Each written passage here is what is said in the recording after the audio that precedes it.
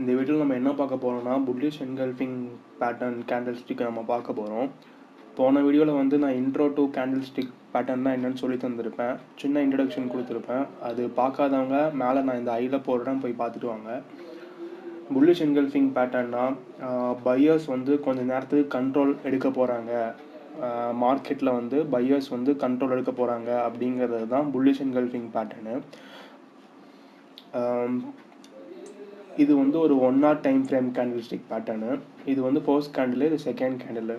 First candle பார்த்தீங்கன்னா price வந்து இங்கே ஓப்பன் ஆகிருக்கும், இங்கே ஓப்பன் ஆகி கொஞ்சம் ஹை போயிட்டு நல்லா லோ வந்துட்டு இங்கே க்ளோஸ் ஆகிருக்கும். அதுக்கு அடுத்த கேண்டில் பார்த்தீங்கன்னா இங்கே ஓப்பன் ஆன கேண்டில் வந்து நல்லா கொஞ்சம் லோ போயிட்டு நல்லா ஹை போயிட்டு இந்த கேண்டிலோட ஹைக்கு மேலேயே க்ளோஸ் ஆகிருக்கும். அப்படி க்ளோஸ் ஆச்சுன்னா அதுதான் புல்லிஷ் என்கல்ஃபிங் கேண்டிலு. அதாவது இந்த க்ரீன் கேண்டில் இருக்குல்ல, இந்த க்ரீன் கேண்டில் வந்து இந்த ரெட் கேண்டில் அப்படியே லைக் ஃபார் எக்ஸாம்பிள் அப்படியே இந்த கேண்டில் வந்து எடுத்து சாப்பிட்ரும், அந்த அளவுக்கு பெருசாக இருக்கும், ஹைட்டாக இருக்கும். ஸோ அப்படி வந்துச்சுன்னா தான் அது ஒரு புல்லிஷ் என்கல்ஃபிங் பேட்டர்னு. நல்லா பார்த்துக்கோங்க.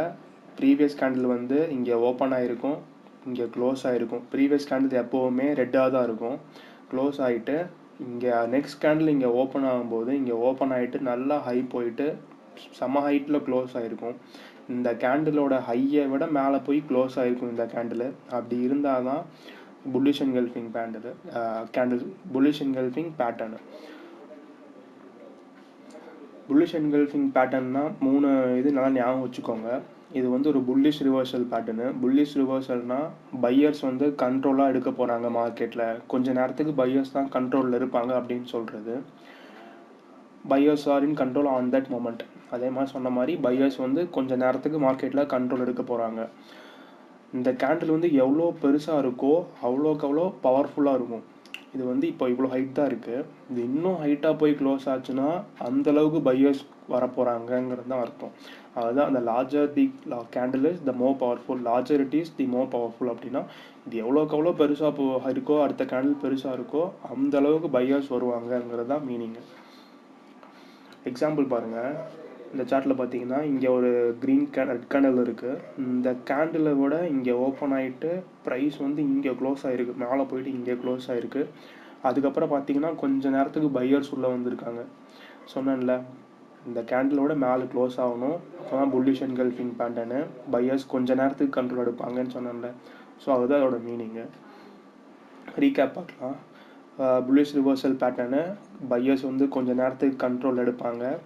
கேண்டில் எவ்வளோ பெருசாக இருக்கோ அந்தளவுக்கு பவர்ஃபுல்லாக இருக்கும். அதாவது இந்த second red candle green candle இருக்கு இல்லையா, இது வந்து எவ்வளோ பெருசாக இருக்கோ அந்தளவுக்கு பவர்ஃபுல்லாக இருக்கும்.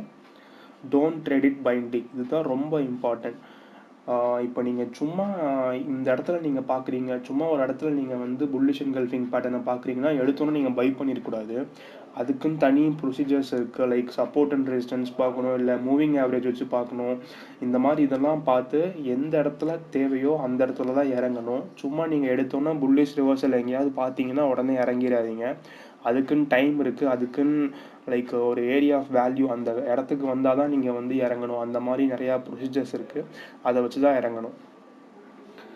இந்த வீடியோ பிடிச்சிருந்துன்னா லைக் பண்ணுங்கள், ஃப்ரெண்ட்ஸுக்கு மறக்காமல் ஷேர் பண்ணுங்கள், ஏதாவது டவுட்னா கமெண்ட் பண்ணுங்கள், மறக்காமல் சேனலை சப்ஸ்கிரைப் பண்ணுங்கள்.